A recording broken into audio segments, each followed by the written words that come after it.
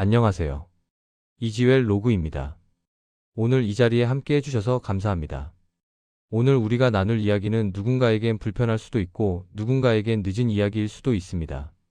하지만 분명한 건 지금 이 순간에도 충분히 의미 있는 이야기라는 것입니다. 많은 분들이 이렇게 말씀하십니다. 나는 특별히 아픈 데도 없었어. 병원에서도 늘 정상이라고 했어. 그런데 어느 순간부터 약이 하나씩 늘고 몸이 예전처럼 회복되지 않습니다. 여기서 중요한 사실 하나. 이 변화는 갑자기가 아닙니다. 대부분의 사람들은 몸이 보내는 신호를 괜찮다고 착각한 채 지나칩니다. 오늘 저는 여러분을 겁주거나 특정 음식을 탓하지 않겠습니다. 다만 한 가지, 왜 많은 사람들이 비슷한 시점에 비슷한 문제를 겪는지 그 이유를 차분히 짚어보려 합니다. 건강은 어느 날 결정되지 않습니다. 어느 날 갑자기 무너지는 것처럼 보여도 사실은 매일의 선택이 쌓인 결과입니다.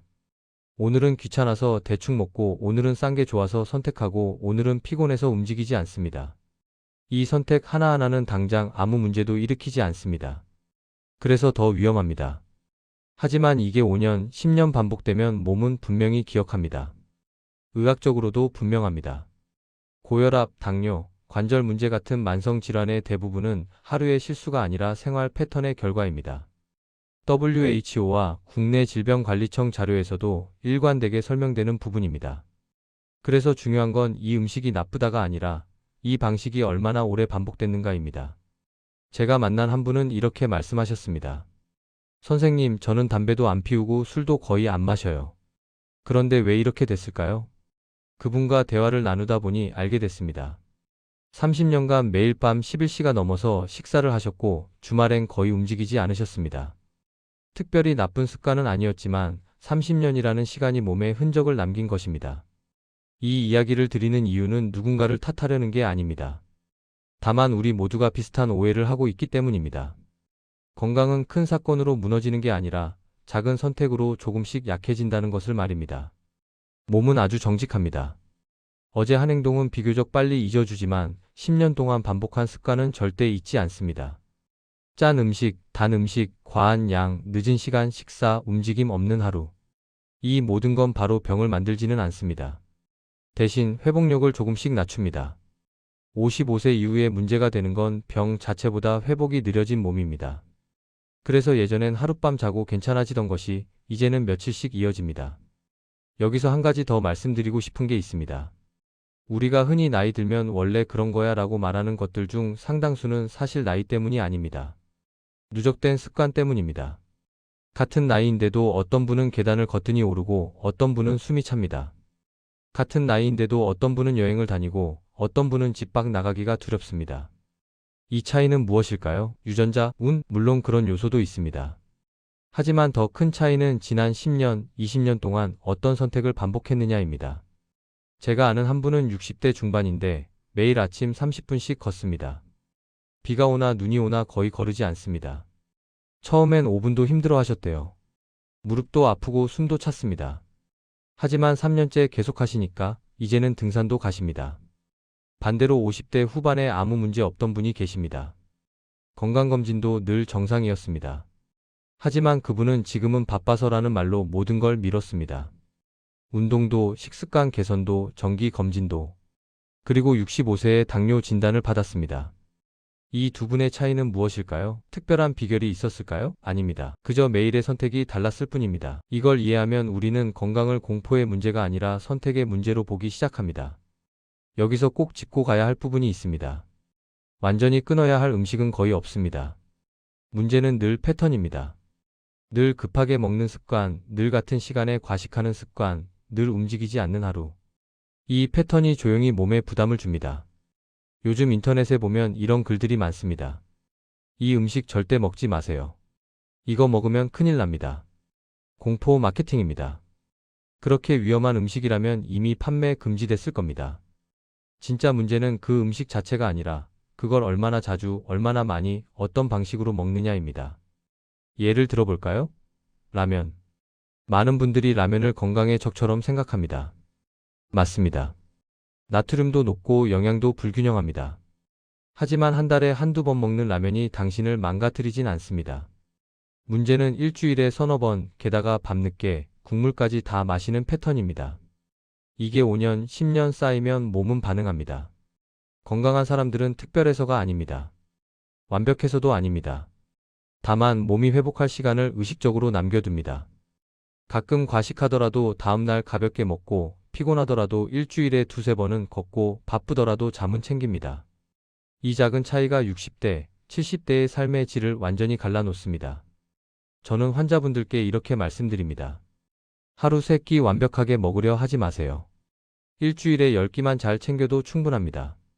완벽을 추구하다 지쳐서 포기하는 것보다 70%만 지켜도 꾸준히 하는 게 훨씬 낫습니다. 55세를 기준으로 말씀드리는 이유가 있습니다. 의학적으로 이 시기부터 몸의 회복 시스템이 눈에 띄게 느려지기 때문입니다. 근육량은 매년 12%씩 줄고 뼈 밀도도 낮아지고 혈관 탄력도 떨어집니다. 이건 자연스러운 노화입니다. 막을 순 없지만 속도는 조절할 수 있습니다. 그래서 이 시기부터는 몸이 보내는 신호를 더 예민하게 읽어야 합니다. 예를 들면 이런 겁니다. 예전엔 잠을 조금 덜 자도 다음날 괜찮았습니다. 하지만 이제는 하루 잠을 설치면 이틀은 끌어갑니다. 이게 신호입니다. 이제 무리하면 회복이 느려라는 몸의 경고입니다. 예전엔 배가 고프면 먹고 배부르면 멈췄습니다. 하지만 이제는 배가 부른데도 습관적으로 먹습니다. 이것도 신호입니다. 몸이 아니라 습관이 먹고 있다는 신호입니다. 예전엔 계단 오를 때 아무렇지 않았는데 요즘 숨이 차거나 무릎이 불편합니다. 이것도 신호입니다. 근육이 약해지고 있다는, 움직임이 부족하다는 신호입니다. 이런 신호들을 무시하면 몸은 더 큰 신호를 보냅니다. 그게 질병입니다. 하지만 초기 신호에 반응하면 큰 문제로 번지기 전에 막을 수 있습니다. 건강검진 수치가 정상 범위 안에 있어도 예전보다 높아졌다면 그것도 신호입니다. 혈압이 120에서 130으로 올랐다면 아직 정상입니다. 하지만 방향은 좋지 않습니다. 지금 식습관과 생활을 점검해야 할 때입니다. 혈당이 90에서 100으로 올랐다면 아직 정상입니다. 하지만 당뇨 전 단계로 가는 길목입니다. 지금 움직임을 늘리고 당분 섭취를 줄여야 할 때입니다. 몸은 거짓말을 하지 않습니다. 우리가 듣지 않을 뿐입니다. 아주 중요한 사실 하나가 있습니다. 55세 이후에도 몸은 충분히 반응합니다. 단 조건이 있습니다. 급하게, 극단적으로 바꾸지 않는 것입니다. 조금 덜 먹고, 조금 더 걷고, 조금 더 규칙적으로 자는 것. 이 조금이 몸에는 굉장히 큰 신호입니다. 갑자기 모든 걸 바꾸려 하면 몸은 오히려 버거워합니다. 하지만 작은 변화에는 분명히 반응합니다. 실제로 여러 연구에서 확인됐습니다. 60대, 70대에도 꾸준한 운동을 시작하면 근육량이 늘고 심폐 기능이 개선되고 혈압과 혈당이 안정됩니다. 중요한 건 완벽함이 아니라 지속입니다. 한 달 동안 매일 1시간씩 운동하다가 지쳐서 그만두는 것보다 1년 동안 주 3회, 30분씩 걷는 게 훨씬 낫습니다. 한 달 동안 극단적으로 식단 관리하다가 폭식하는 것보다 1년 동안 저녁만 조금 덜 먹는 게 훨씬 낫습니다. 그래서 제가 드리는 조언은 이겁니다. 오늘 당장 3가지를 완벽하게 하려 하지 말고 한 가지만 시작하세요. 매일 아침 물 한 잔 마시기, 저녁 식사 후 10분 걷기, 밤 11시 전에 자기. 이 중에 하나만 골라서 한 달 동안 해보세요. 한 달 후 몸이 반응합니다. 아, 이게 좋구나라고 느끼게 됩니다. 그때 두 번째를 추가하세요. 이렇게 하나씩 쌓아가면 1년 후엔 완전히 다른 사람이 됩니다. 거창한 결심 없이도 급하지 않게도 꾸준함만으로 가능합니다. 우리는 모두 오래 살고 싶어 합니다. 하지만 더 중요한 건 덜 아프게 사는 것입니다. 요양병원에 계신 분들을 보면 알 수 있습니다. 90세까지 사셔도 10년을 침대에 누워 계셨다면 그게 행복한 장수일까요? 70세까지 사시더라도 마지막까지 걷고 여행하고 사랑하는 사람들과 식사하셨다면 그게 더 의미 있는 삶 아닐까요? 건강 수명과 기대 수명의 차이. 이게 핵심입니다. 한국인의 평균 기대 수명은 83세 정도입니다. 하지만 건강 수명은 73세입니다. 평균적으로 마지막 10년을 질병과 함께 보낸다는 뜻입니다. 이 10년의 간격을 좁히는 것. 그게 우리가 지금 할 수 있는 가장 현실적인 목표입니다. 건강은 완전히 통제할 수 없는 운이 아닙니다.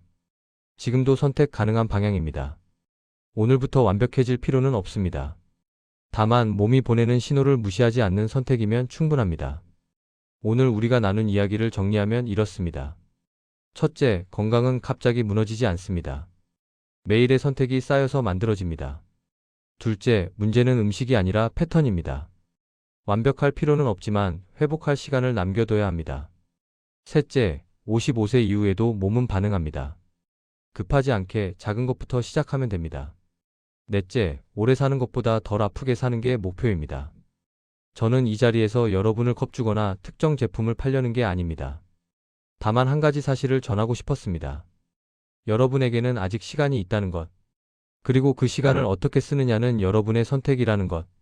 오늘 이 이야기가 불안을 키우기보다 앞으로의 기준이 되었으면 합니다. 집에 돌아가셔서 거창한 계획을 세우지 마세요.